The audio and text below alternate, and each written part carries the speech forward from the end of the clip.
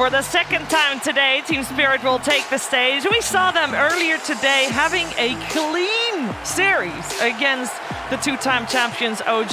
They were able to just waltz their way through, or rather skewer their way through from the looks of it. We also have a little bit of a change to hairstyle on the Yatoro. We still don't know what it means, but we will find out eventually.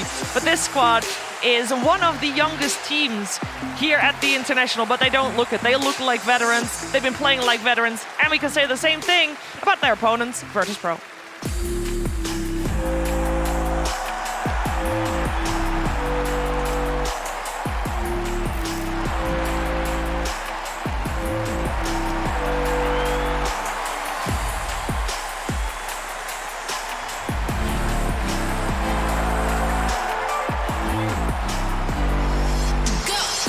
Virtus.pro here also already guaranteed top 6, but they really want to make it further here at the International 10.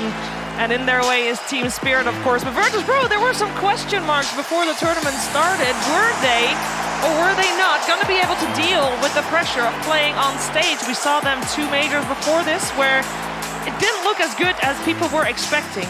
But it seems like the lessons they've learned in this year, they put into practice. And there is no sign of those nerves. These guys are all first-timers, and it's the only team with all first-timers that is including their coach. But they have no cares. They are fine. They are golden. They are top 6. And this is the first time since 2013, since TI3, that there will be guaranteed an Eastern European teams in the top 4, Tigov. Whew. It's really good for the region and also for Spirit as well. You know, throughout this entire season, VP's had Spirit's number. Spirit has lived in the shadows of VP. It's like, maybe we could be the best. No, bam, VP's there. A little bit of trivia, guys. When do you think Team Spirit last beat VP, organization-based, not players, just... And do we beat a game or series? I mean series. So in regards to series wins, when was the last time Team Spirit as an organization beat Virtus.pro? And Spirit was formed in 2015, so that's the earliest you can answer. Go. He's using his brain right now. I trust Tsunami. Never. Okay, and for you, dear Lizard? 2015. There we go, good lad. So, in the 6 years that they've played, they have played 30 series against each other.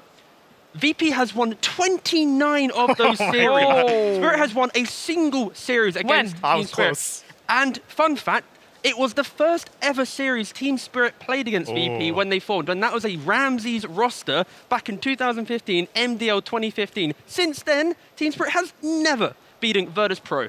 So this series, it means so much for the region, because Spirit, of course, want to try and be the #1 team, but also as an organization, they can maybe finally beat VP in their current form.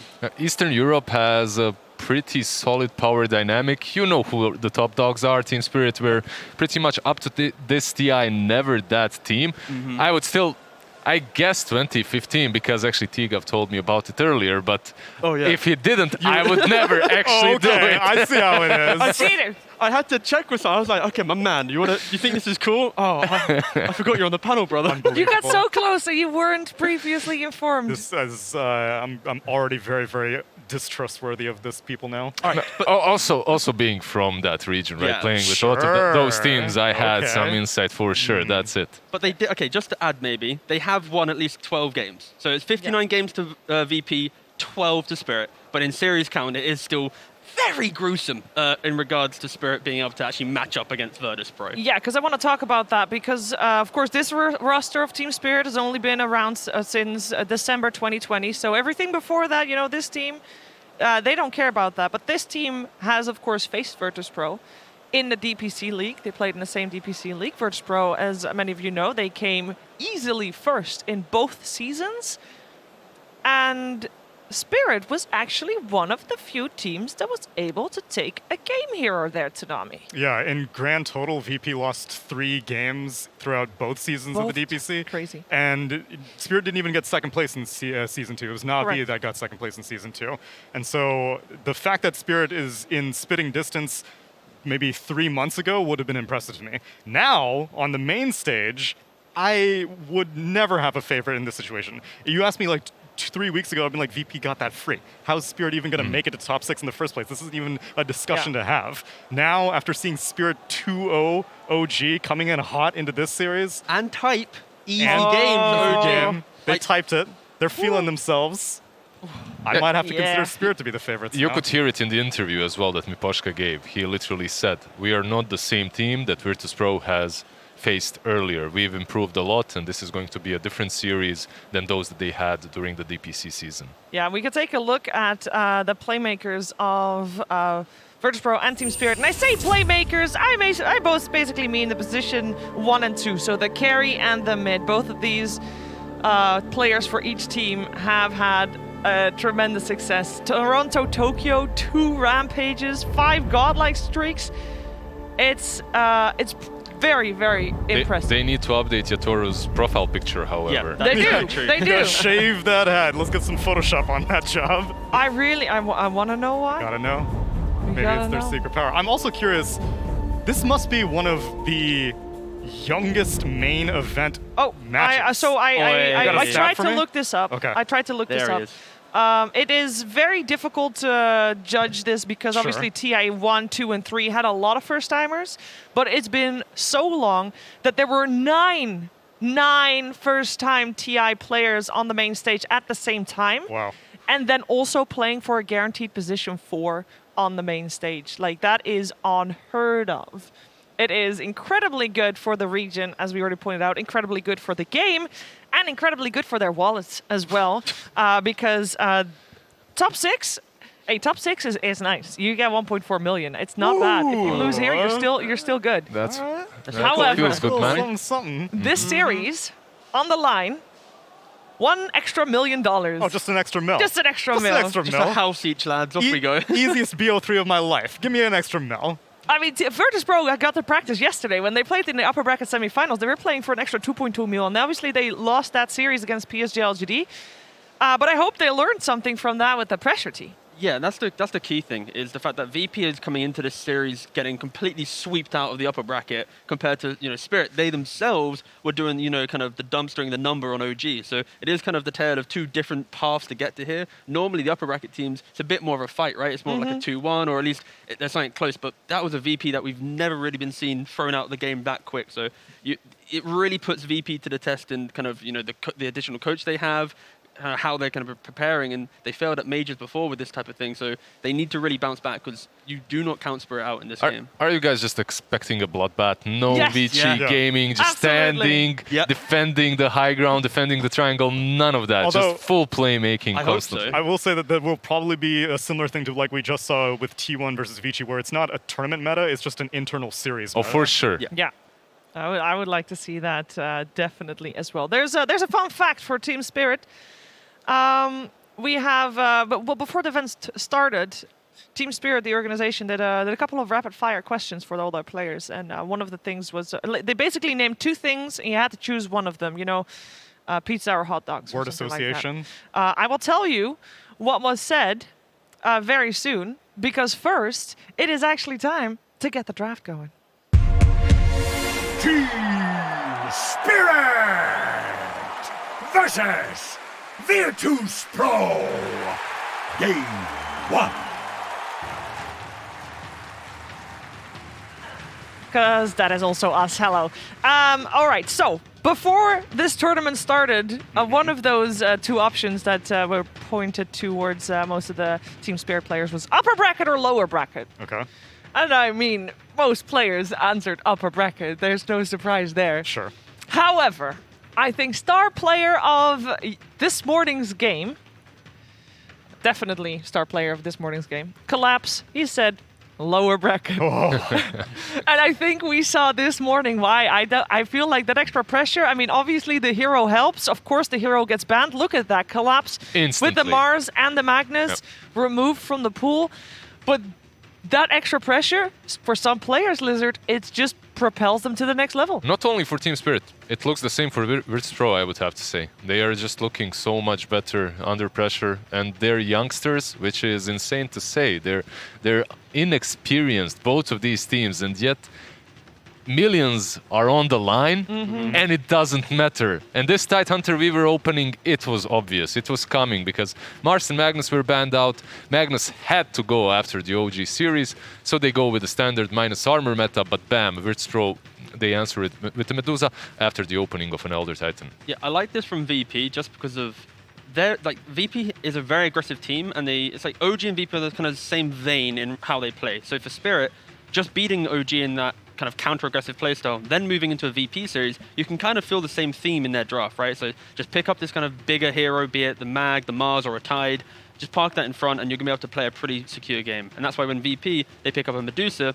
they're not playing the same style that they played yesterday, right? They're not going for these bristlebacks and these kind of run at you, try and break down the map quickly. It's kind of that game security style here, and I think that's what VP need to lean on in the lower bracket right now is don't try and be that over-aggressive team. Try and play like how the upper bracket teams are playing and just give yourself that security. And Tsunami, do you like VP more when they have this bristle, or do you like when they actually have late-game stability? I'm trying to remember what they leaned on heavily during the DPC, because I think that's what's going to help them most if they can get back into where they were kings. So I feel they were more often than not going for more early mid-game style, but that's also probably due to the competition that they had in the Eastern European region was not quite as high quality as they've faced now. So I appreciate the idea of maybe taking a page out of the upper bracket books, but I think that they should stick to their guns, and a Medusa first phase gives me pause for sure. Well, I will tell you that this will be the 5th time that Virtus.pro has picked Medusa at TI, so including group stages, of course. And the previous 4 times were all wins. So they got good memories on Were this they hero. all first phases? I do not know that, So- because that is something I do not write So down. this is a mind game. It's not only the fact that Medusa has been pretty strong throughout the tournament, in some games at least, it's the fact that you're throwing a problem at them that they didn't expect very early on. Like you're instantly picking a Medusa, here you go. Now, are you going to stick with your guns and go with the same game plan that you had earlier? Or do you actually have to reconsider a little bit and get yourself out of your comfort zone just to be able to counter her? That's a real question here. And it also, sorry, I was gonna say, it also helps with Toronto Tokyo, right? Like he's been popping off with these void spirits, and again, like the spirits of TI. You pick up these carries that don't really care, like a Lifestealer or a Medusa, an Ursa to some degree. They're gonna be able to shrug off this type of mid lane pressure. And unless, of course, the game goes really bad at the start and they snowball over you, but like it does give VP that security. And you know, they ban out these more annoying heroes that can just get on top of Medusa and remove them. Also buying Diffusal Blade, right? Slark, the Ursa. If you get on top of that Medusa, you're not really going to have a good time in that first 20, 25 minutes before you maybe get that butterfly. And I would actually like for Team Spirit to take your advice and pick any one of these spirits so far, Storm and Void Spirit that they've banned out. I would love to see. Okay. Never mind. That was good. Yeah, it's still good. It wasn't really my idea. I thought they might go for something like an Ember, just play with Medusa and Elder Titan, skip the backlines. They don't have a support that can catch you, but obviously Virtus.pro, they do have 2 extra picks now to deal with that. And the key thing for Spirit right now with these heroes, it's the Invoker unlocks their ability to move towards objectives. If you don't have that innate mana burn on Medusa, if she gets that like Manta +1, she'll be able to park herself there. The value of the Ravage, the value of Weaver, they're fully removed because you're never going to be able to kill this kind of tanky hero. So you put that Invoker there, and it gives you that window. You get the early maybe Vessel, a Solar Crest, a Drum, and you're just going to be able to really amp up that one carry to throw into the Medusa. And that's why you see VP, they go for a Kunkka because, you know, he himself can stand in front of these early Kunkka fights. is, don't you think, Tsunami, an unsung hero of the last 2 days? Yeah, but that's because we haven't seen Eastern Europe play as much. Eastern Europe loves Kunkka, and so them relying on it is fine. But yeah, I will agree that for as anecdotally successful as I've seen Kunkka be, I don't know what the actual win rate stats are, I'm surprised that he's not emerging more as we see more team fight oriented comps show up. And on the topic of team fight, I would not be surprised to see a Faceless Void be paired up with this Invoker, depending on how Team Spirit want to play this Weaver. Well, this Weaver so far for Team Spirit has only been played as a position 4, and they do really like the Tide Weaver lane in itself. So I would imagine, unless there's something crazy going on, I think, you know, game 1 of a best of 3, stick to your guns, you see play this what works. Kunkka, you probably don't want to have a core Weaver. There's catch with the X marks the spot. There's Lion to follow up. You still could go for something crazy like a lot of minus armor plus electricity plus Weaver, but it's not that necessary for you. And they go with the Vayne. I think this is one of the strongest position 5s for Team Spirit. They've been playing Bane on Miposhka, dodging those Laguna Blades. Oof, And so Lion's good. Yeah. finger of that was dodged. There's actually a clip in which he saves his carry with a Shadow Demon Disruption. With Bane, it's even easier. Yeah, especially because players, of course, like to do like the 1-2-3 build, so you're trying to get Nightmare as high level as possible, have that additional cast range. It means you're going to be able to, from a safe distance, have that save. And right now, it just feels like they're going to pick up this one core on Spirit that's going to be kind of pushed into the engagement, cushioned by the Tidehunter with the Solar Crest or the Ags on Weaver to kind of save the core. And then you got that Bane as well. So very much Spirit looking to just group up early after an okay laning phase with their pretty decent heroes. And that's why you see VP really just kind of doubling down on anti-aggression. Yeah, but the issue is them going for the Bane now means that the Faceless Void was banned out, and Yatoro's options, I guess like you were saying, so there are different approaches on how an Invoker could enable a carry. You said that, Alacrity, just buffs in general are nice. I still feel like you want a strong teamfight ultimate, because I imagine the main incentive for picking Invoker was EMP against the Medusa, burn off the mana shield. She's going to be able to walk away from most of this, because, the Tidehunter Ravage should be able to keep things in control for a little bit, but I want the carry to be able to provide some control. You're 100% right. I feel the same way that Virtus.pro's team fight actually looks way stronger at the moment. Meanwhile, Team Spirit is a team that needs to outplay you and stretch you out in these team fights. And they do have spells and abilities that allow you to do that. You sleep one target, Weaver is completely somewhere else, Invoker is isolating a Lion, let's say. The Ravage follow-up is decent. I wouldn't like seeing a high cooldown dependent carry as their last pick. Could do something like a Sven, because against ET, Agi cores aren't great, but with Warcry... Let me just toss a hot take out there. Versus Medusa, I always like a sniper. I was thinking a Drow, but yeah. Drow also I mean, an option. with throwing out hot takes, I think Team Spirit is one of the few teams that pulled out an Arc Warden.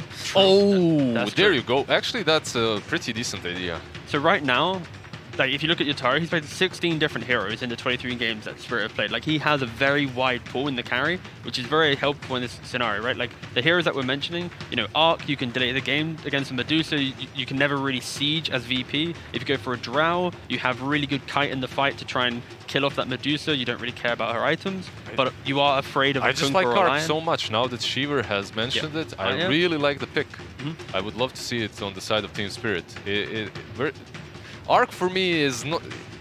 He's not a real carry. He's this niche pick that you can pick in 1 out of 100 games and just feel like that one. What Spirit is GPK playing? Because of course, Spirit has last picks of VP right now. They need to pick the generic hero. I believe all of his options are pretty much banned out. Do you really think that he would get his hands on an... There's Ember, Storm's banned already. Wait, GPK, he's playing Kunkka. Yeah, playing Kunkka Kunkka. most likely for of course, GPK. yeah. So I think we're looking for a it's offlane DM hero, yeah. and they will go Underlord, for an yeah, sure. Underlord. But DM did play offlane Kunkka in the DPC. Whew, getting myself out of that one. So yeah, carry time for Yatoro. What's he thinking? This is the best part of any draft, because you set your carry up to pick the hero he wants to play, right? So if you lose, you can blame him. You know what's interesting? Monkey King is still in the pool. Like that hero has been touched. Like I said, it's a series meta It's in a this series one, not meta a tournament indeed. meta. You were completely right. I still wouldn't mind the Arc. We're probably not going to see it. They picked it only once so far. Monkey, it may be an option. Not perfect, but could work for them as well.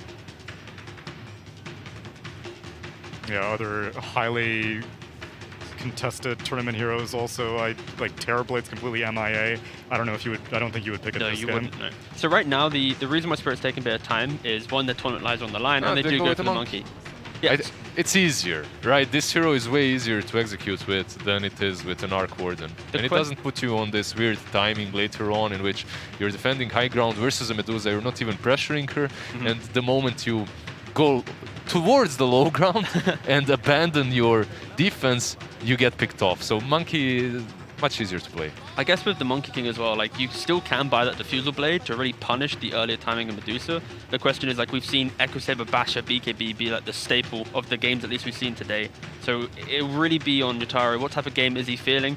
If they're winning early on, maybe they do go for it and just try and force that timing that they get, or he can just farm up. And it's fine. isn't Monkey historically been extremely good versus Underlord in the lane? Yeah, for sure. And also Medusa, because Medusa, you see her as a hero where she wants to stand her ground, A-click, get the split shot everywhere. Of course, Monkey King, you put down the Wukongs, you don't really want to stay in that area. So yeah, this is an excitingly close draft, and I think Spirit, they need their good lanes to kind of catapult themselves into the game. All right, Team Spirit need good lanes in this game one. How about you, Lizard? What are you most going to look at for this game to come? I can agree with that. I think that on the side of Virtus.pro, you need GPK to be making those moves because no one else on his team can. So it's all on him. I think the cooldown dependency on Spirit is going to be their downfall. I think every single time that Ravage is down, then VP are just going to mow everything down because there's nothing really stopping them from proceeding down lane to lane. Yeah, we've very much seen Spirit and teams like this sometimes struggle against these big defensive style of lineups, and VP right now, like, they just lost to this exact kind of ethos in the draft, right? That's true. You farm your lanes, you park up, you wait, they run at you, and you just kill them over and over again. And then when you get that one fight where you have the advantage in resources, you cross the river and you assert your dominance. And that's kind of on Spirit now. They've got to see this type of gameplay, which is currently dominating all of the TI meta, and they are now up against the wall, up against the strongest kind of strat. And they have to make sure every move they make is, disciplined and executed to the highest level because they will get punished. All right, it seems like the pressure is on Team Spirit for game one of this best of three. Let's find out how it's going to play out together with OD Pixel and Insania. Thank you very much, Shiva. Yes, game one here between Virtus.pro and Team Spirit. Insania, what do you make of the two drafts here so far? Are we going to get all the action that you'd expect from two teams of this region? I absolutely think so. I think this is probably the opposite of the last series where you have two teams that are going to be running at each other non-stop. And they have the heroes to do it, right? You have this Elder Titan that's going to be really, really strong. Weaver and Tidehunter that are matching up against each other. Well, let's see. Let's find out already. VP ready to rock and roll here with a smoke straight off the bat. Yeah. They want to get aggressive, make sure, so what's important here for them is to get vision out in the start, right? They want to try to get the right setups so they have the lanes that they want. And what sort of specific matchups are you trying to avoid here, do you think? I think they want to try to avoid getting like any sort of weird lane setup from Team Spirit. They have the Monkey King that they could match up 1 versus 1 against the Underlord and try to get an edge that way. And I think they want to make sure that, everything's going to be normal, everything's going to be standard, and they're getting the vision they want in the start. Well, they will come up and they will spot Miposhka up here. Not quite able to start a play there, save holding back on the stun. Just in case Spirit did have much more waiting round the corner. Yeah. You have the Tidehunter Weaver, which I think is their answer to this Elder Titan. We saw Enchantress come out earlier, but this is like a different approach where you're going to try to kill him when he runs at you instead. Massive Mirror. Thinking about trying for the bounty rune steal, but not gonna go for it there. They had a little bit of a poke here on Miposhka. They're trying to set up some damage, but there doesn't really look like anything's going to come out of it. Monkey King's close by to cover him. And then we'll get the information on how the lane's going to start. Itura on that carry, Monkey King being backed up by the Bane here. No surprises in that front. And then this mid lane matchup, GPK on the Kunkka. This Kunkka versus Invoker should be pretty good for GPK right early on. Yeah, I think generally speaking against Kunkka, you want a hero that's like constantly putting harassment, and Invoker doesn't really quite fit that bill. He's more of a passive hero that tries to like out-sustain you to the lane, so I expect GPK to have very good fun. I see, so VP indeed deciding to start things with Nightfall, farming on the top lane with the backup of Kingslayer, constantly running at Spirit to get that space that the Medusa needs. Yeah, DM. This is the ET, right? They were trying to dodge the ET into Tidehunter, and just by putting their heroes top here and doing this initial smoke move, they forced Team Spirit to react to them and then move the Tidehunter up top. And they're already set up here with 3 to try to punish. Miposhka, he's going to be in a bit of trouble here, so he gets the stun, and that'll be the setup. First blood for VP. As the musical lanes may have occurred, but VP, they'll still get that first blood to start things off. I think in any sort of Eastern European matchup, the laning phase is always going to be really, really important. And this is why this initial smoke move came out. And you see VP rotating up their heroes towards top. They don't want to let that Monkey King just dominate the Underlord in a 2v2 situation. No, absolutely. And as you say, it's just something that we haven't really seen as much in sort of previous tournaments, that sort of willingness to move as early as these two teams are. I think that's a reflection of the fact that they know each other so well, right? These two teams have gone up against each other a bunch during the DPC. They probably scrimmed each other a ton before this event too. CS-wise. Has been killed. So the courier here being sniped. As mid lane. It's kind of playing out like expected, right? GPK is just managing to out-sustain the Invoker for now and sit there and farm creeps. And now he finally has his bottle, so, you know, he's going to be good. I think that's like really the only tough part of the lane, if you're able to maybe shut him off before the bottle. But from this point onward, it should be smooth sailing for the Kunkka. Absolutely, yeah. Pressure really mounting here for Toronto Tokyo early on. As you said, GPK with the levels, he'll be able to clear up the lane and the small camp. Hasn't been blocked this game, so lots of potential golden XP for GPK to clean up quite early this game. Yeah, and DM is managing just fine bottom against the Monkey King for now. Like, you see the Monkey King is starting to... Once he gets lane control, it gets a little bit trickier for the Underlord to lane. But Save is here to pull back the lane and just make sure that Underlord... The lane is constantly swinging back and forth, so Underlord can use his fire to secure CS. 14 for 5, 13 for 4, the two cores. Well, VP off to the slightly hotter start here right now. Yeah. Save. Well, we'll get taken out by Mira. Able to push back the line in a lane where you are going to constantly see these two supports try and go at one another. DM, of course, will be much safer as the Underlord. A little harder to go on. Yeah, I expect to see the Lion TP mid here and refill the Kunkka's bottle. This is something that I think VP do a lot. Actually, he didn't. So, okay, so they've deemed GPK's fine without it. He does still have that bounty rune to go pick up, so... Yeah, that's true. I guess, yeah, he's just having such a good time. He said he doesn't need that sort of extra refill. Yeah, seems like they're really valuing DM's game, right? He doesn't even want to go mid to refill the bottle. They really want to get that back down there and make sure the Monkey can camp pressure. That makes sense. At the moment, DM, the one that's just a slightly bit more behind than the rest. Yeah, he's also been put in the toughest matchup, right? You got the Monkey King, you have the minus armor from the Weaver, so it's a tough lane to play in. And you notice they're just constantly shoving the wave out to be able to pull these hard camps and the small camp. But Mira's really on top of it. He's going to run over to block the small camp, and then DM's in perfect position to pull the hard camp. Really, really smart play by them. See another go here onto Save. Save. He'll be able to hold back Mira, but Yatoro jumping in with the Primal Spring. That'll get the kill done. That's a huge kill. He doesn't have his teleport ready yet, so that's 20 seconds of DM being alone in the bottom lane. But because they did this pulling thing so well, you notice that DM's going to be under his own tower, and he's going to get all the farm anyway. So great play from Team Spirit, but VP were set up for it, so it doesn't really hurt them too much.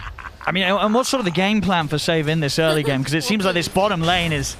It's sort of guaranteed death. It's very hard for him to stay alive as a Lion against these two. Yeah, I think what he's aiming to do is just make sure that DM gets some sort of farm out of the lane. We see No Tail from OG do this a lot, where like he will die a couple of times, but once you take a glance over at the CS, you notice that the Underlord he's doing fine. He's managing, even though he's 1v2, because a lot of resources are being burnt in zoning out the position 5. Or 4 in this case, in Save. Indeed, Save. Straight back over here towards the bottom mid lane. League continues here for GPK. 36, we'll see. Again, Save. That's got the Hex. Let's see if they want to try and bring the Monkey King over. No, they won't. The creep's getting pushed in now underneath the tower. DM with the levels. The Firestorm able to keep that wave pushed in. As top lane. Collapse.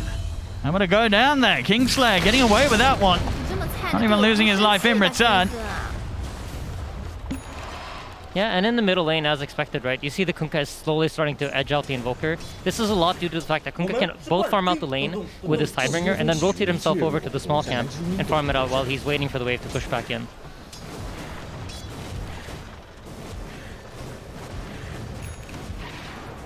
I mean, and as it goes for these two mids, who's going to be looking to make the move first?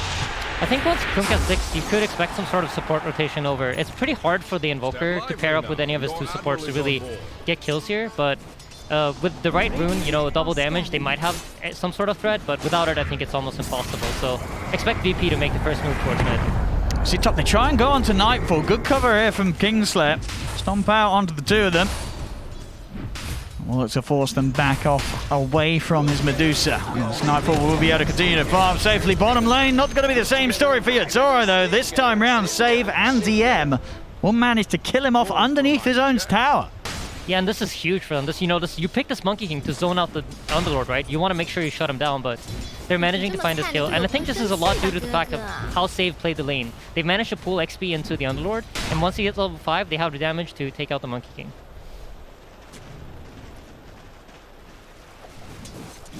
Do have a smoke here from VP, Kingslayer.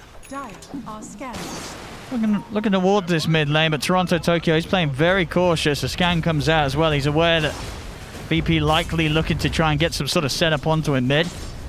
So an interesting thing about the smoke, he timed it with when you would normally go to stack the triangle, right? And since you see a Medusa and a Kunkka, you're probably expecting this ET to go stack the Ancients. So it was a really smart play from ET coming out, but even smarter by Toronto Tokyo, who read that move. Bottom lane. Look at the setup onto Mira, and with a stun and a hex, all maybe with the stick charges, Mira. Actually is going to live through that attempt there from VP. GPK not quite in range to follow up to that setup.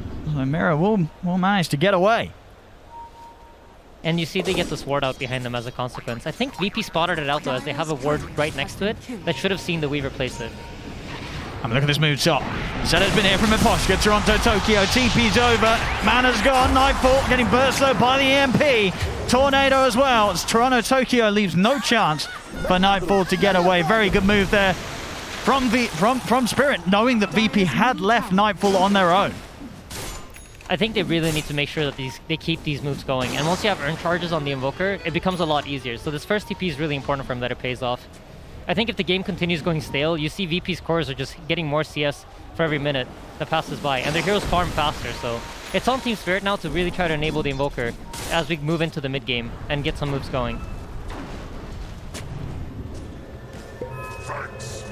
I mean, I'm going to see a bit of a move up from the side of the map that DM wants to play. So he's now going to look to start sitting up on this top lane, holding back some of the pressure that's been put in and swapping things around with Nightfall, coming down to farming the other half of the map. Yeah, and just continued stacks coming out from VP. They know what their objective is. They just need to get items and try to hit their timing in the game. They want that Manta on the Dusa. They want the Kunkka to come online as fast as possible, and then they'll be able to fight back. But up until then, I think Team Spirit's going to look for pressure. All right, Toronto Tokyo, he's managed to come into VP's jungle and set up onto Nightfall. This time round, TP backup will be coming in. Nightfall gets low though. The Boundless Strike comes down. They take out the Medusa once again. Toronto Tokyo will die for this. But Mira and Yusoro, are they able to make it out of here? Mira, he's been found, caught out by the X-Mark. They'll drag him back. The vision's out, they take him down. Miposhka, he's come over, but he can't do anything to help, but he's only going to end up losing his life as well. We'll start, Yutoro, he was tempted to commit for save, but opts to keep his life intact there as he will back off. But a kill attempt, this onto Nightfall, but this time around, a very dangerous place to make the move. VP easily able to respond and taking 3 heroes down in return. Yeah, and one of the advantages of having a greedy carry like Medusa is this hero can farm fast, right? So even though you're punishing it, he has the ability to come back into the game. And look at this, they want to go for GPK. Cold Snap, the setup, they'll be able to sidestep the Torrent. GPK, they'll catch him on the retreat here with the Tornado, and GPK goes down. Yeah, this is a massive kill. He was trying to come in and evade and try to take some stacks while he thought the enemy heroes were dead, but Team Spirit really fast on the response there. They know where to move their heroes. During all of this, you see Collapse just sitting in the top lane, and we've talked about Collapse a lot on the panel. This guy kind of likes to play like a carry. He is like one of the big players for Team Spirit that tries to stay uninvolved in the early game, and then once he hits his Blink Dagger timings, you can expect a lot coming out from him. And do you think that sort of early game greediness from him is going to be to pay off this game? How necessary is it that he joins the rest of the team? Can these other 4 heroes make enough moves to allow him to sort of AFK in that top situation? I think that's their game plan, right? They want to try to set up Collapse to be some sort of win condition for him. And I think so far the way the game's been playing out, it's feeding into that, right? Collapse is not really playing as a disruptor. There's nothing that's stopping him from allowing him to get Ravage off. The Kraken Shell will always purge out these stuns they see from VP's side. The burst damage is fairly limited. They might be able to combine some Elder Titan with Lion at some point, but it's a hard ask. So I think it's a good idea that they got going. The line's being drawn down at the bottom. Save. It's able to pick up the 6. Mira just trying to keep eyes on him. Also has GPK around him. Mira quite a bit of trouble here unless Toronto Tokyo can do something big. They got the X-Mark into the boat. No detection out though at the moment, and Mira off to the side, but the angle is there. GPK finds them with the Tidebringer.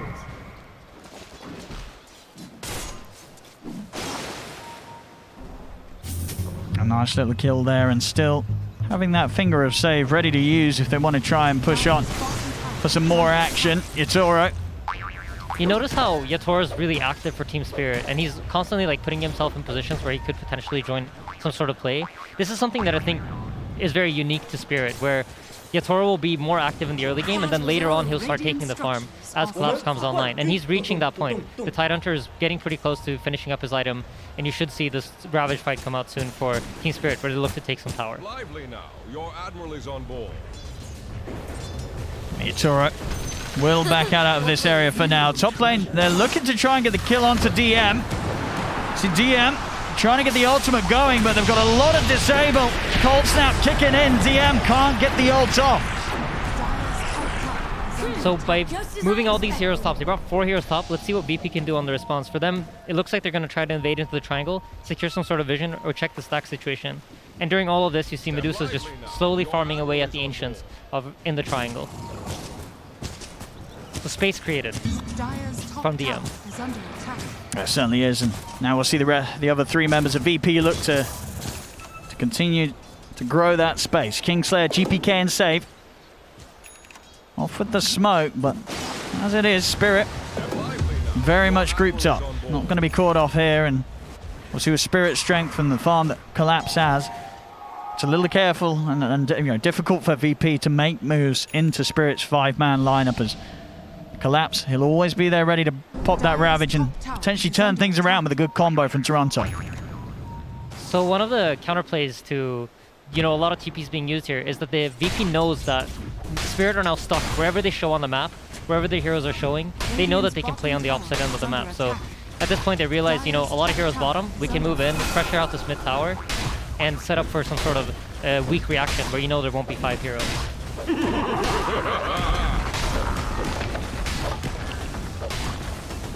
Well, here with the tower trade, as soon as they take this, TP already coming up top.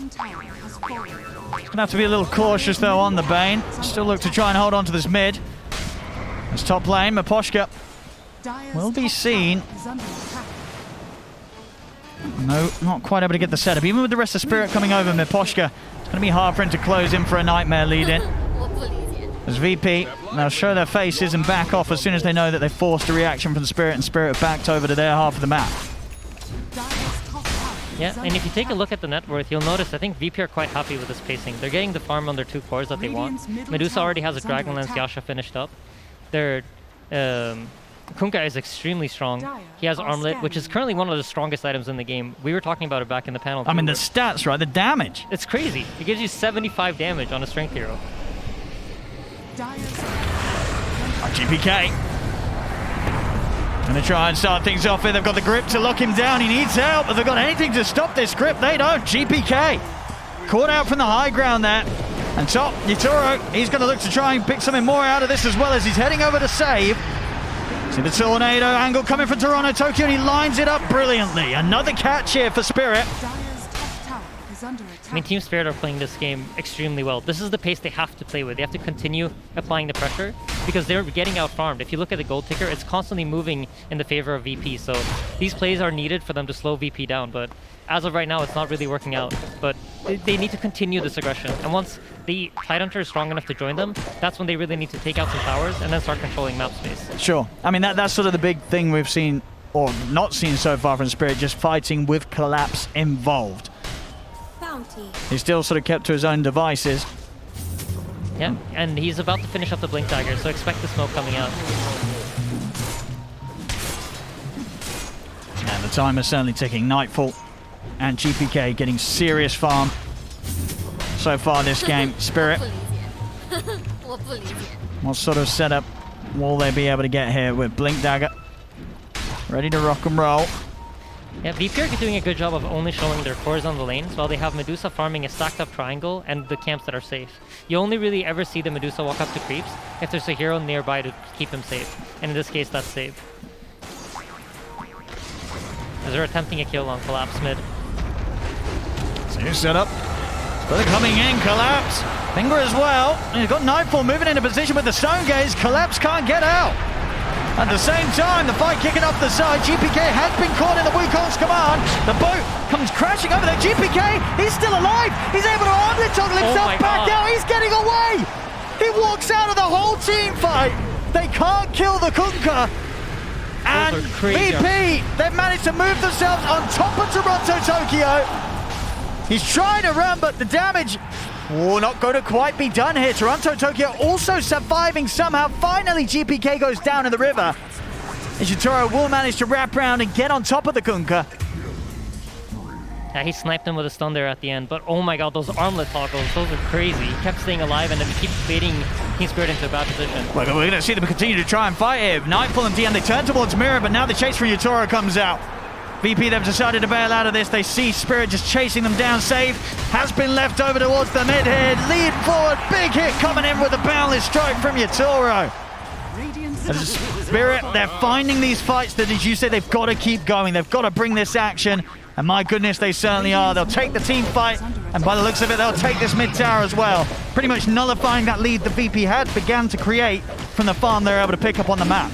And the best part of all of this is they didn't have to use the Ravage. The Ravage is still up, so expect to see Team Spirit to group up and go for another move here. They still are stronger than VP. The Stone Gaze is going to be back, but they're missing the Finger of Death, and the other Titan ulti is still down for another 20 seconds. And Miposhka, he's got grip. CPs are going to have to come in here, surely, for VP as Spirit. Do they want to commit for it? This they do. Save will be able to come in for the trees, stop the Fiend's grip channeling. That was beautiful spellcasting from Save. And they have to keep GPK safe. We've seen in a few fights, really, GPK very much trying to be the front man here for the team. But with the damage Spirit have, the Spirit Vessel as well, it has been enough to really threaten GPK. Yeah, Team Spirit are aware that heroes were committed to the bottom lane, so they decided to smoke over towards the mid now. And they know that there are not a lot of TPs ready. So. GPK, again, he tries to walk down to see what's going on, but they find him immediately, drop the combo. GPK's trying to run collapse. He'll go over towards Save. Stomp from Kingslayer, holds back Mirror and collapse, but Yutoro leads in with the Primal Spring, closes in onto Save. A Spirit, absolute killers here as they continue to just roam the map and keep VP completely on their toes.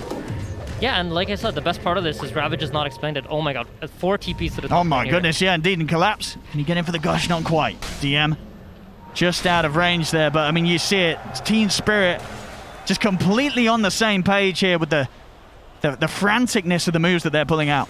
They're absolutely in control of the pace of the game, and I think during the group stages, it felt like if you don't control pace, you're going to really, really struggle. I think in the playoffs, we've seen some teams that have been able to, you know, come play away from that and start playing more to just play reactive.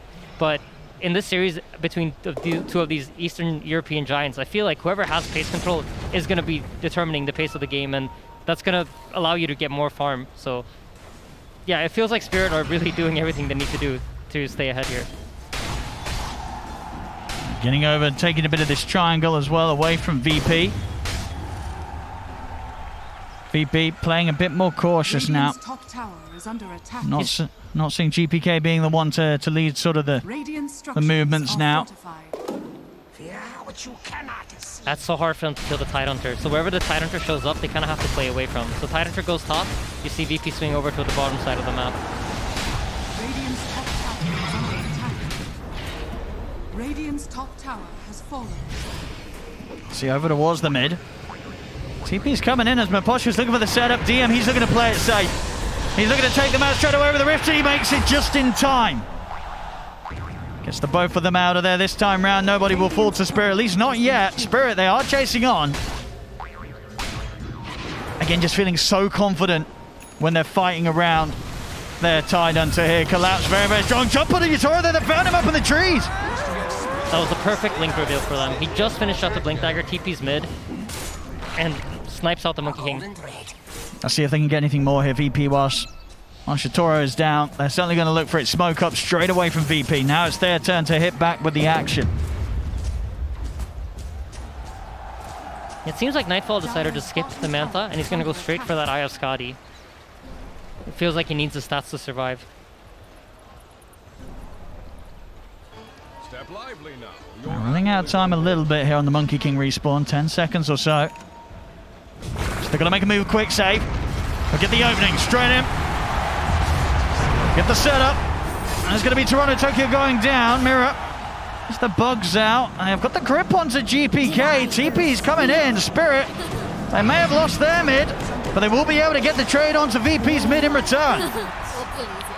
This is all great space though. You see Nightfall's just farming the jungle, up top lane DM's just pushing out the waves. I think even though it's a mid for mid trade, VP's coming out on top because they have both their cores farming out the side lanes and they're closing in on items that they really need. So great delays from VP. They're managing to keep this game even. Still coming out alone on this map, proving to be rather scary with Yatoro and Mirror as actively hunting as they are.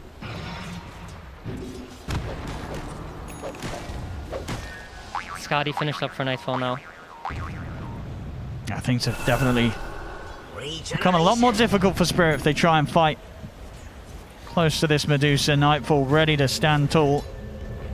There's also Lotus Orb just about to be finished on DM, so this is going to be a big timing for VP. So if Team Spirit are not careful and try to run into them, VP are definitely ready to fight back now. Smoke out from the Roche pit. Starting off things in the mid, no jump. Collapse, committing with the Ravage. They want to blow up Nightfall before any sort of backup comes into play. Stone Gaze is used, but they'll quickly avert their eyes and they'll be ready to turn back in and slam down the Medusa as Nightfall goes down. With them out of the game for 50 seconds, the space is going to be there for Spirit to head straight into the pit there. Nightfall maybe feeling a little too confident with the Skadi complete, pushing out quite far from the rest of his team in that mid lane. No hesitation there from Collapse to start off the action with the Ravage. Yeah, and this is great to see. I think you gotta be on your toes here, ready to make that jump. I think a lot of teams probably wouldn't have made that jump, assuming that there's cover. But Bane is top bottom lane now. I see bottom. A little bit of an attempt from a setup from Miposhka. I mean, Miposhka is still alive. Brain Sap onto the creeps. Is that going to keep him living? It's not. Goes down, but time's been bought. DM, he'll take the two of them out of there. I think in this game, you see both teams really able to punish each other's timings. Right as the Tidehunter had his blink earlier, VP took a great fight in the mid lane, and now, as soon as Dusa finishes up the Skadi, Team Spirit interrupt that timing by using a Ravage to blow her up and just constantly delaying the game, but I think that really does favor VP.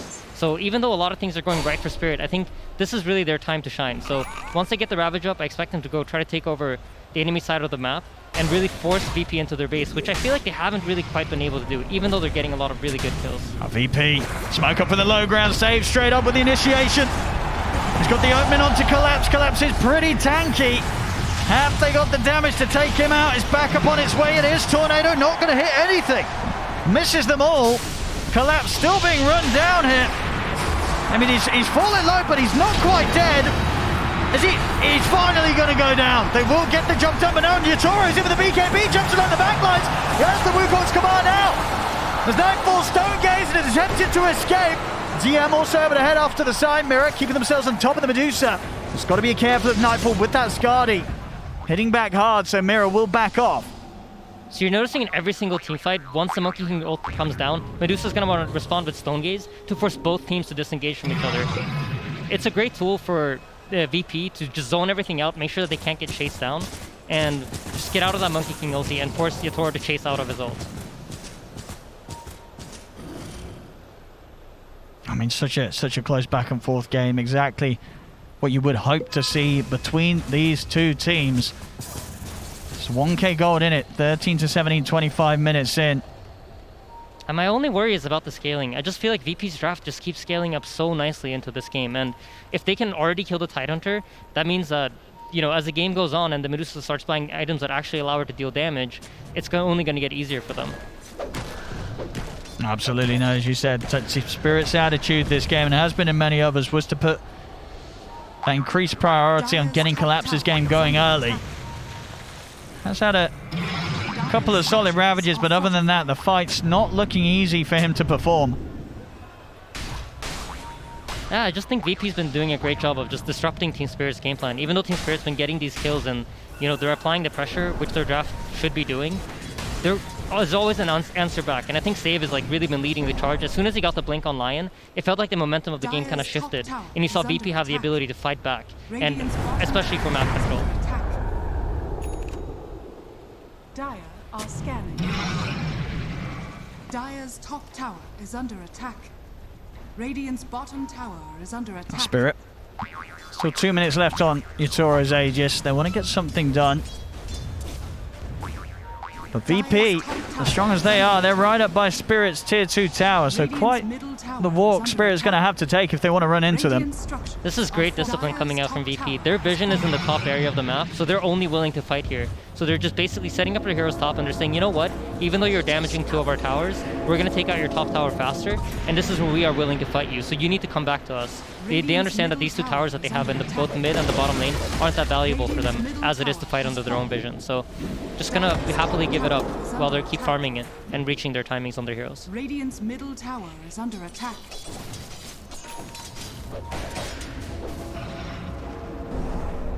I mean, both are trying to force the others back here. It's VP getting as close to the tier 3 right now.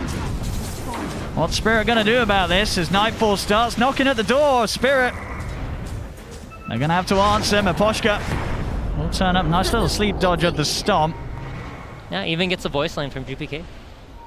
Radiant's bottom tower is under attack. But yeah, the way that Team Spirit have set up their wards right now on the map, if you take a look, they have 1 ward in almost every lane of the map.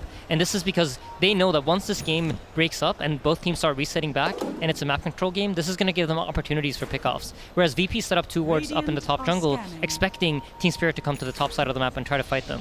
So once we move into this map control state of the game, Team Spirit are going to be favored. We jump on a save. What more can they get? Got to keep eyes on that Aegis timer. 10 seconds. Spirit trying their best to force some action. For VP. Will GPK and DM get caught out here? Very tanky now with DM having the Crimson Guard. And DM, he's taking the 2 of them out. He can sense something's coming. Yep. Spider senses are tingling. No heroes showing on the map for too long a period of a time, and just decides, you know what, I'm going to take it safe. I mean, they really are. I mean, as expected, but you know, this game, you can absolutely see just how much these 2 teams know each other. Yeah, you can feel the tension too, right? Like the way that they're moving around. Team Spirit's very grouped up, so is VP. They don't want to make that mistake that might cost you the game.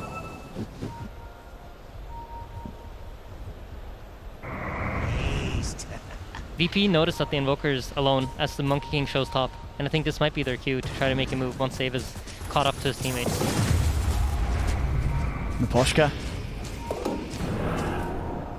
Not sure that he's got the grab there from the low ground. So VP, whether they're being spotted, and with the information that the vision's up to the top half of the triangle, they smoke up from the bottom half of the triangle, knowing it's much less likely that Spirit would have eyes there as well. Yeah, they're trying to attempt the wraparound, but the tier 1 middle lane tower is still up, so this might be a difficult wrap to have. It's so low though, it only has 50 HP, and this 50 HP just might make the difference. And you see VP back off, recognizing that, you know what, we can't make this move. Now Spirit instead. Trying to fight into VP, but they have a ward up, so this could be a difficult fight for them, if they're not ready. As you notice, just the standoff between both teams, this is respect coming out for the understanding that, you know, if we fight into the enemy team's vision, it's going to be difficult. Miposhka's pinging out these, like, I think they have a ward here on the minimap, and they're really, really careful about not fighting into the enemy team's wards.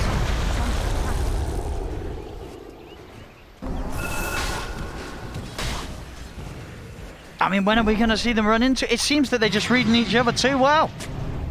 As just none of the teams are willing to fight into wards. I think it really comes down to that. And if you're Team Spirit here, you recognize that Roshan's going to be up within the next minute or so. So you want to control the top side triangle. And very likely we're going to see VP fight back for that Roshan. Because if they don't, it's going to go down so quickly.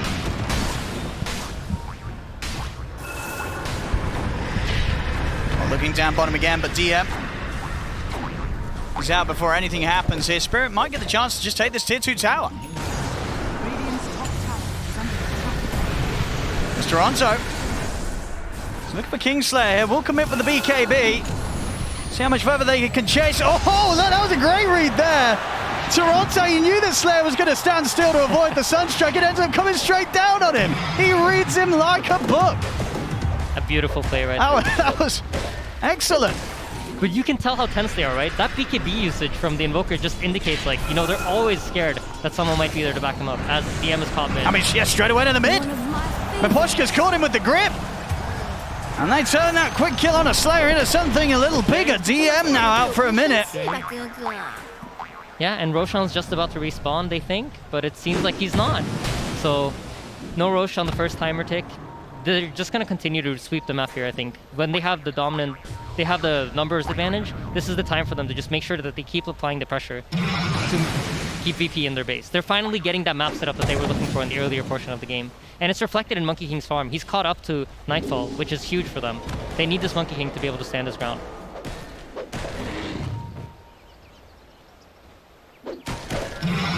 See if they answer them this time here. VP. 20 seconds until DM's back in. And Spirit. I'll certainly try and finish this tower before anything comes in regarding DM.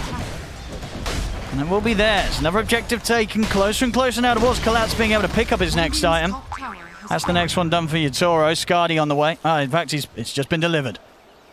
So Skadi up for him. Evasion's going to be online very soon for Nightfall. Yeah, and VP are so lucky that this Roshan hasn't spawned. It's going to be just long enough for Nightfall to finish up his item before it comes up.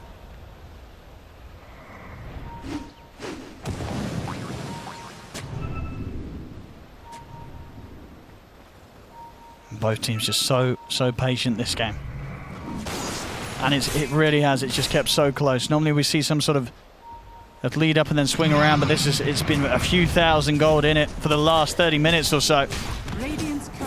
I just think both teams are doing exactly what they're supposed to for their drafts to play out, and getting into this late game, I thought that, for sure VP is going to have an edge, but I think with how the game's been panning out, it feels really even. Either side could really do it. I mean, it's just that, this whole game, Yatoro is the Monkey King. He's been keeping right up with Nightfall's Medusa. He is massive. And now into the pit they go. So far. I think Yatoro's really been playing out of his mind for the entirety of this tournament. This is an very impressive carry. Monkey King here this game. VP, they are going to want to do something about Spirit getting this Roshan, but the Wukong's command is down. Yatoro daring them to step up into this. GPK will lead things up with the bow, but Yatoro commits with the BKB. They get the kill, VP, but Spirit, they get that Aegis secure. Ravage out onto the four of them. DM trying to take the bow, but the grip is holding him over. It's not DM. He's able to step over and take everybody out of there. What an unbelievable play by DM. Crazy! What an attempt by VP. When you think about it, how crazy you gotta be to pop that Stone Gaze, run into the Monkey King ult. They did get the Roshan kills. They got the kill. Gold, so yeah, they got something out of it. They're straight back out. Yeah. They know that the Aegis is on Yatoro. But the Ravage is down, and so is the Monkey King ult and the Fiend's Grip. So this could potentially be an opening for VP to try to do something. They've still got the finger, so they've certainly got the burst if they can get that jump from Save. He's been pretty good at it so far, very willing to just throw his body in to find that initiation. And look at this, they send Nightfall top to show on the top wave, trying to give Team Spirit the false sense of security here in the bottom area. And then Save goes in, drops a ward, not going to find the initiation this time. Oh, Slayer. Oh, what a stun. Oh, he's got the two of them here. Save. Forced out to the side here, but the bugs are upon him. He'll turn. But Save, he's just dying to the bug of Mirror. Yeah, if you get the initiation on the two supports, it's just very hard for them to fight back. Both ET caught, solo save, and you notice Team Spirit, Virtus.pro recognize that, and they immediately back off.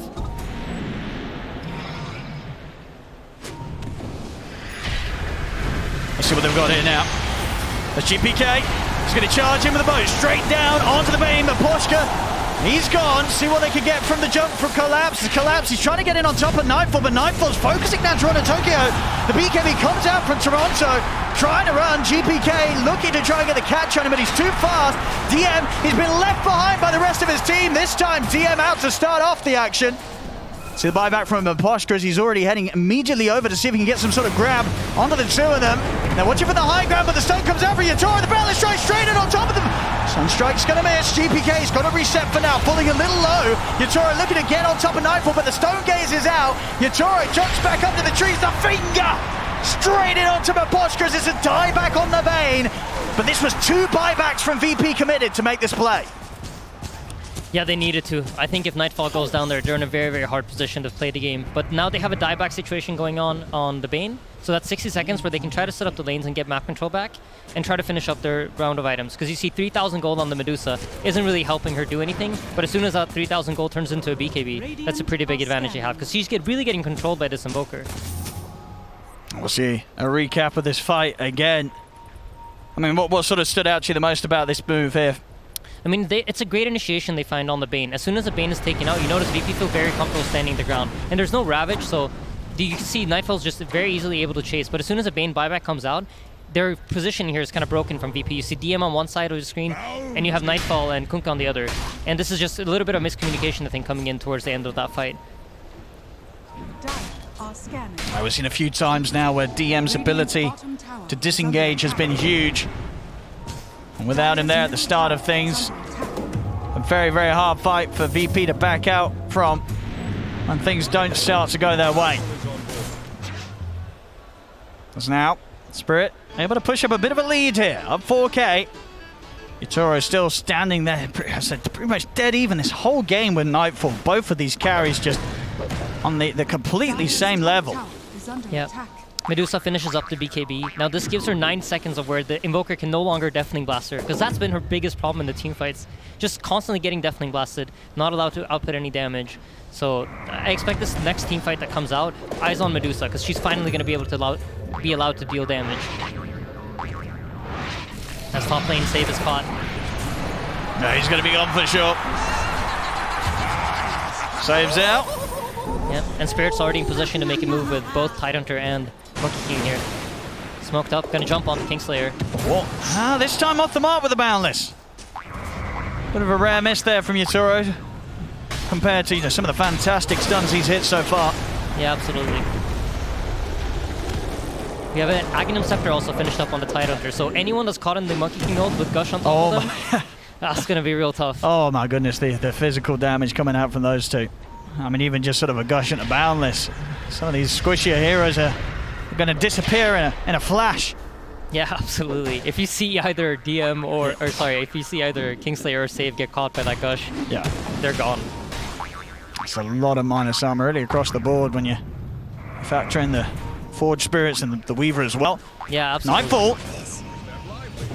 They're going to commit, collapse, in with the Ravage, he's back, caught the fourth of them, this is giving them good time to fully focus onto the Medusa, the brilliant grip there from Raposhka as well. There's no way to VP to stop it, and now they've got to run. The guy shout onto the two of them, Torrent off the mark, but Toronto Tokyo's how do you get to the high ground with the BKB, Ship's got an ice wall, he's got the three of them, Boundless strike down, the pushback for the Deafening Blast into the meatballs, as DM dies inside the base. And they're not even done yet, they're looking towards the tier 4, Shitoro is going right up to the Ancient, GPK's back to the fountain, go quick blink into the Mental Sunstrike, it'll hit, they're diving in, they want to. They've got to be a little careful when the fountain dies, but my goodness, the power there that Spirit just charged in with. And I mean, Toronto, Tokyo, he guarantees them those extra kills, just going straight in with the BKB Shivas. There's no escape from VP from this Invoker. But they're not scared on Team Spirit at all, right? They're just charging up the high ground, showing no respect. They don't care if Deuce has the buyback. They're glad to give up the Invoker kill if there's a buyback on the Medusa.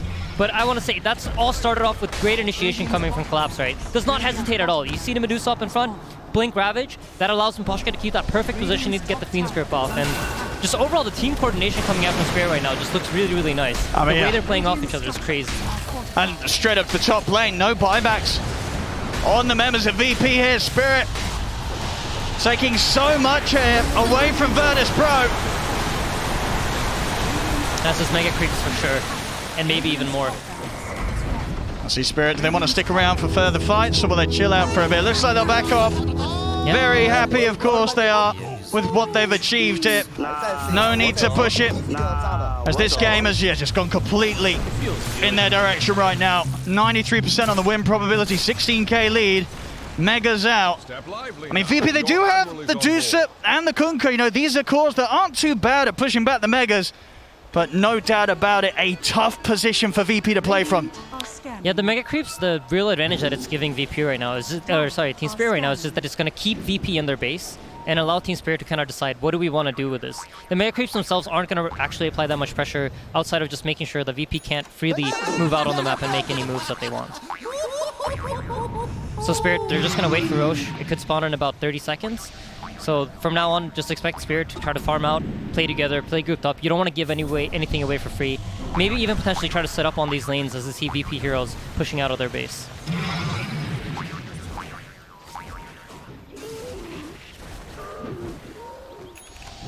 I would imagine the communication right now is just like, hey guys, we just wait for Roche. If I get the Aegis, I'm confident that we can easily end this game. But for VP's sake, you know, you got to be thinking, okay, can we defend our base and potentially contest this Roshan, or is it too hard? I mean, what do you do here if you're VP? That's such a hard choice. Like, do you get out or do you have to sit back? DM's caught. I mean, who knows? It's hard. It's a really hard decision to make, and I think it's like comes down to your attitude as a team. What is it that you want to accomplish here? It looks like they're trying to come out. They don't want to give it away for free, but Team Spirit's on top of it, and they're not letting them really gain any ground to try to set up for a potential Roshan fight. I mean, what's the best hope for VP in these team fights? Like, which of these heroes are you saying, save, you got to get in on top of, we've got to blow them up to start off the action? I think ideally you want to get on top of the Bane, but he has a full BKB finished up. So oh my goodness, if you don't catch him at the start, that's a full grip that's going to go off. Yeah, and we've seen so far Miposhka's grips. Fantastic. Oh, beautiful by Mira. Pops the smoke here, and this should force Nightfall and VP to fall back, but it looks like they're going to try anyway. I mean, they're coming out. Putting on a bit of a brave face here, VP. Toronto Tokyo. Just going to give them a bit of a tickle to start the action off. Yutoro, he's ready to jump in, there's collapse!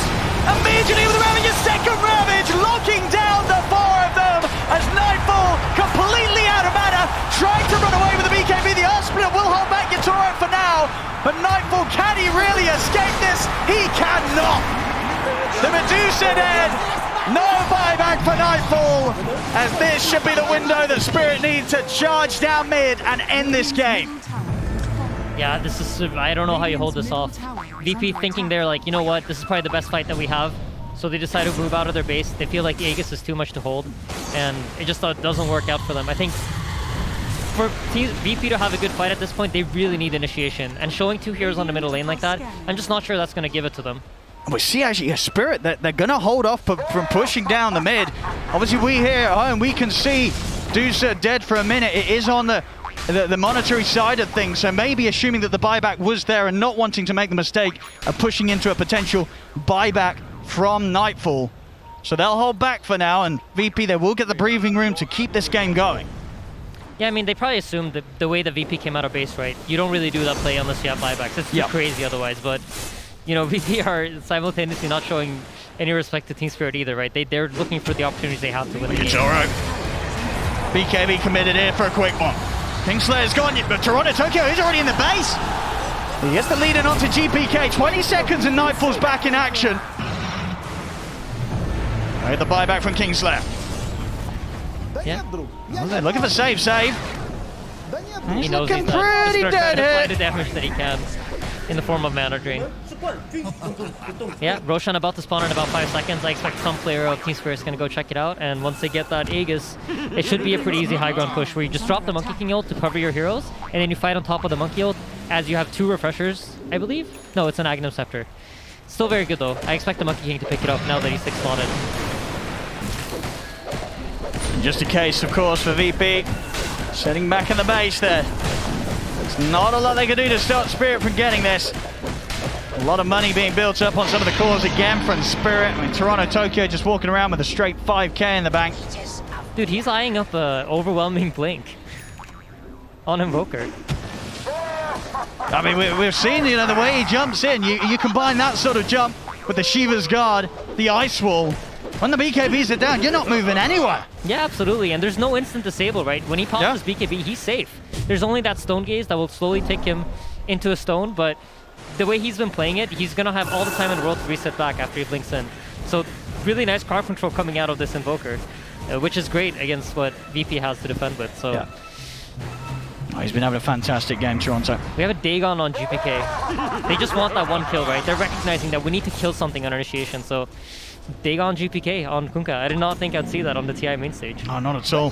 Nightfall, how's the Divine Rapier progress looking? 2600 right now. He's going to need a fair bit more time, and I don't know if that's going to be given to him as the smoke ups here from Spirit. They're eyeing him up the rear to get collapsed.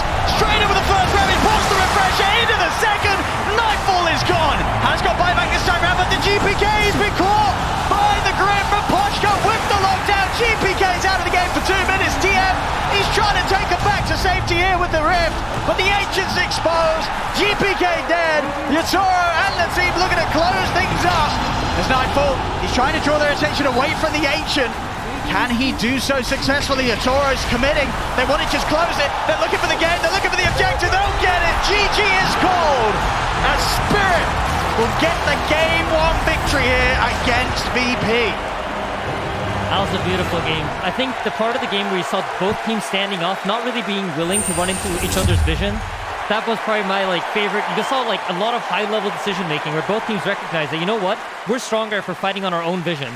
And VP even giving up 2 towers just because that's how unwilling they were running into the enemy team's vision. So a really, really cool strategic game and a lot of action. I really enjoyed watching this. This was great. No, absolutely. I think fantastic sort of read from Spirit. I feel like a lot of other teams in that mid-game position would have maybe continued to push it a little too much, maybe worrying about the threat of the Medusa here from Nightfall. But they knew. I mean, Yatoro 16-2 and 11. This man's carry performance on the Monkey King was flawless. Yeah, it's been absolutely amazing watching Yatoro. I think this is just a breakout first TI for him. Well, there we go, ladies and gentlemen. As the series begins, it will be Spirit starting off with the first game victory, up 1-0 against VP. Thank you very much, Odie Pixel and Insania. Yeah, what a crazy start to this first game of the best of 3. We were expecting these two teams going head-to-head and basically having a brawl from start to finish, and I'm very glad that that was on point as well. I want to start with breaking this game down by talking about the fact that we said after the draft, Team Spirit is the one that has to bring the aggression. They are the ones that, based on draft alone, should be the ones setting that tempo. Lizard, that is exactly what they did. With what style did they do it as well? I was impressed. Toronto, Tokyo, and Yatoro on their 2 heroes on Walker and Monkey King were able to dismantle the enemy team throughout this game. It did look a little bit scary at the beginning. You are playing versus a Medusa. You don't know what's up, what's coming for you, even with the MP. But the coordination that these high mobility heroes allowed them to have in team fights and just separate GPK on one side, Medusa on the other, and just pick them off one by one. I loved it.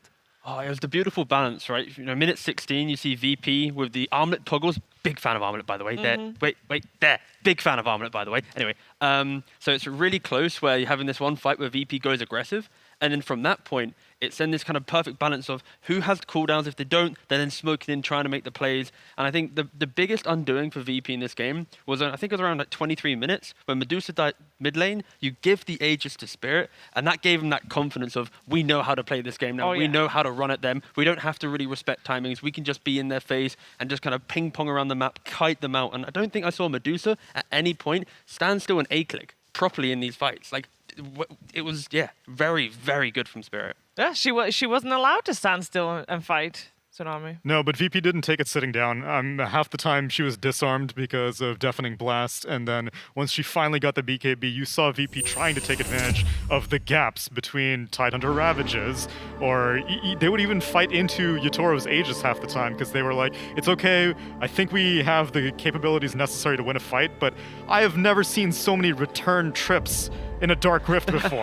That dude was just going from the airport back and forth. He doesn't go around the city. He just has one destination in mind, and it was the fountain for 80% of his Dark Rifts. I must say, some of those were very on point. Yeah, I do great. like seeing Underlord being utilized in the proper fashion, even if the only stop is the fountain. The proper fashion, I think, is using it offensively and defensively. That's fair.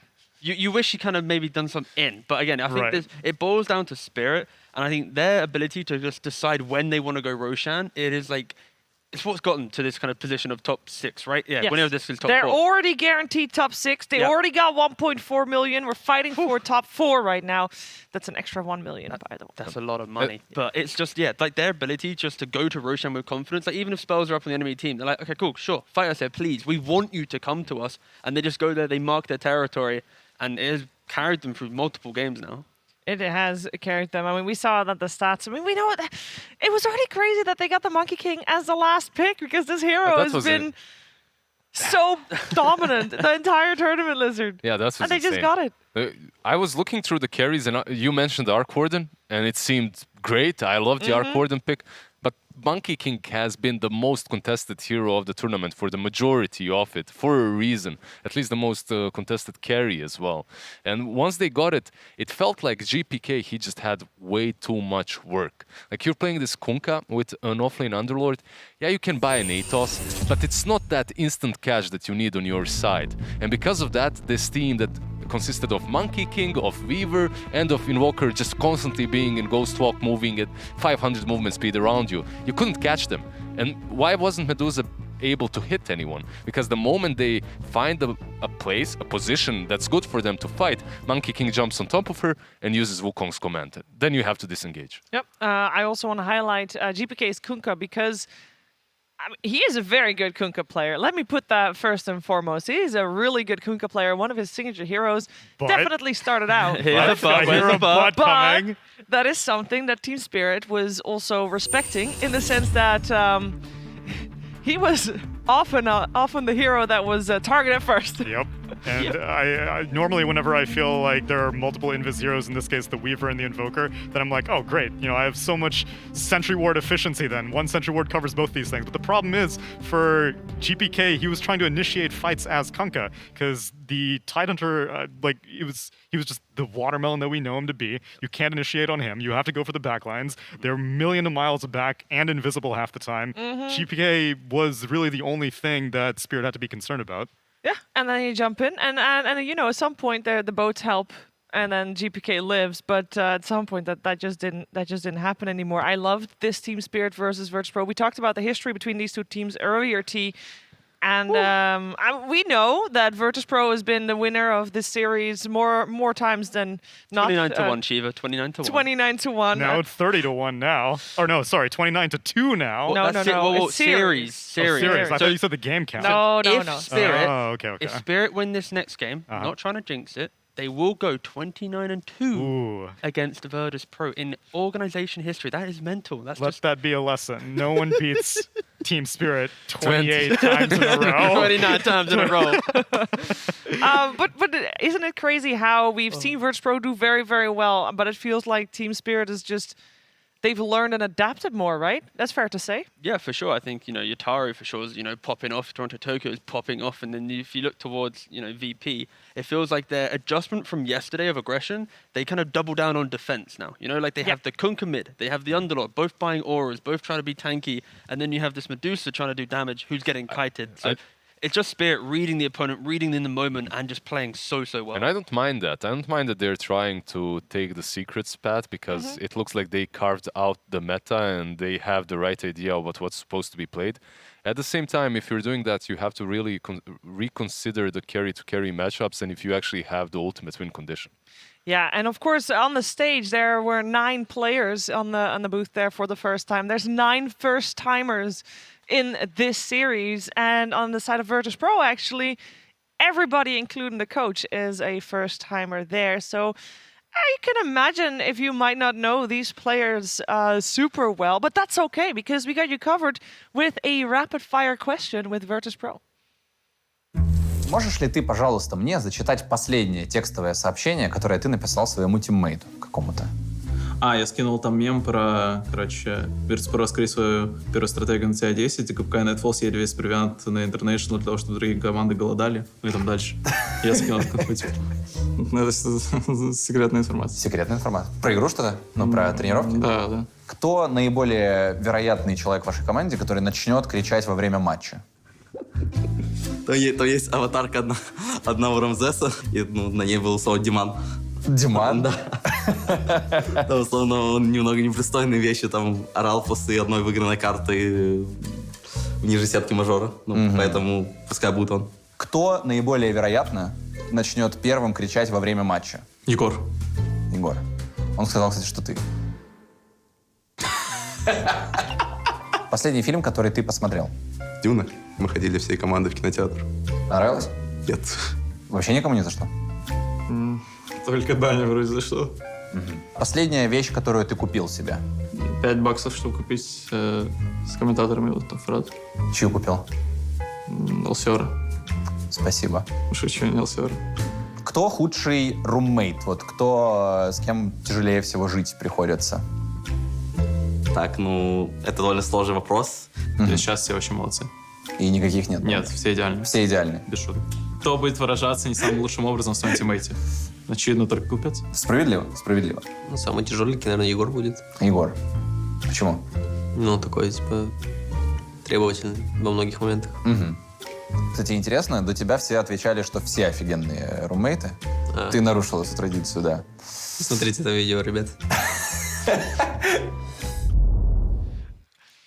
Well, don't worry. They weren't able to watch this video. They got other things on their minds because they are ready to step back into their booths for playing game number 2 of this best-of-3 series here for elimination or for moving on. That sounds way better. The best-of-3 series for 4th or top 4 at this International 10. And we know Virtus.pro can deal with being a game down and recover. So I'm not too worried, but I am curious to hear from you guys, like on the Dota side of things, Tsunami, what would you like to see them change? I think they're coming into this cold. I think Spirit, what's most impressive to me is that in that last game, it didn't even feel like their draft was still anti-OG mode. It felt like they were like, okay, we're going to beat OG, and then we are already preparing for Virtus.pro ahead of time. And so they have warmed up, both literally and figuratively, whereas I think VP, this game 1, needed to get a little bit of that, oh my god, we just got knocked down to lower bracket, get those shakes out. So more than anything specific, I want them to emotionally bring themselves together in this game number 2. Yeah, that's probably the best for Spirit, right? Playing versus a regional team after after having to play the same day. How much research you got to do? Exactly, you don't really have to do the research. You did 3 months worth of research. You have these guys on your friend list. You can scroll through what they've just played, prepare for it, ban out a couple of those. Meanwhile, at the same time, I think it's maybe mentally difficult for Virtus.pro to adapt to the fact, oh my god, these guys just won versus OG. They just won hard versus them. They eliminated OG. Does that get to you? I think that gets to you a little bit. You can see that they're banning out Collapse's hero. They banned out that Magnus that OG just left in. Free. Yeah, no, exactly. I think if you maybe look towards heroes for a little bit, I mentioned it previously, but I would love to see a difference in hero archetype from mid to offlane. You know, DM, GPK, I want one to be more of a playmaker and one to be the tanky guy. I think, you know, fundamentally in all drafts, you need to have that one kind of lad that you push out into the front, that tanky unit that you have to get through. But having 2 in the same lineup with a carry that also is getting kited, that is a bit of a difficulty. So I'd love to see either probably GPK shift away from that and get into more of a backline jumping style of hero to kind of punish the amount of kite that a team can really draft. You know, yesterday we were on the panel for PSG LGD versus Virtus.pro, and you said, I really hope we're not going to see any spirits in the mid lane. But basically what you're saying now That's is, true. I want to see spirits on the mid lane. Yeah. Okay, well, the thing is, right? Just because you don't like it doesn't mean it's good, all right? And I think right now, VP, they could go out of this tournament, Shiva. So I have to at least lean towards something that could help them, you know, get to a game 3. I think everyone wants to see a game 3. So this one time I will forget that I dislike watching spirits because they are rather good. And I might, you know, hope to see it appear. If they don't get banned, though, right? Yeah, they did get banned. Yeah. 2 out of 3, I believe, that are played on mid, at least, have been banned out in that last game. And Kunkka, for me, is really solid versus them. I like Kunkka versus them. I like Kunkka versus Invoker as well. It was just that there was no follow-up. If I was to find a culprit of that last game, not a player, but a hero... Blame something. I'm not going to blame time. Who is it? Who is it? I just feel that they could have had something more active on the offlane. I feel that Oh, geez. Doesn't like the Uber driver. That's okay. harsh. Yeah, the Uber driver is... there's a reason why the hero hasn't been picked. Wait, whoa. It has been picked by Virtus.pro. They've not lost overall, a single game with it. Overall, Yeah, it they hasn't have been picked a lot. now. And They you have left now. Monkey King Same for in the Medusa. pool. The main thing I think Lizard's trying to say here is the Underlord before, the success we found was against Terrorblades, against push lineups, against very clean concepts That's where true. Underlord has value. In this kind of blind pick phase where it was pick Underlord into the Abyss, in which Spirit, they don't really have this innate pushing lineup with some summons or some, you know, auras. Thank you very much. No worries, my man. I got you. But you get me. I mean, we're saying the same thing. Tanky boy, get out of I here. can come up with some culprits also. No first phase Medusa. Don't want it. Oh, All right, yeah. I am ready for a game 2 between these two teams. Let's get into the nitty-gritty. Let's get into the draft of game 2.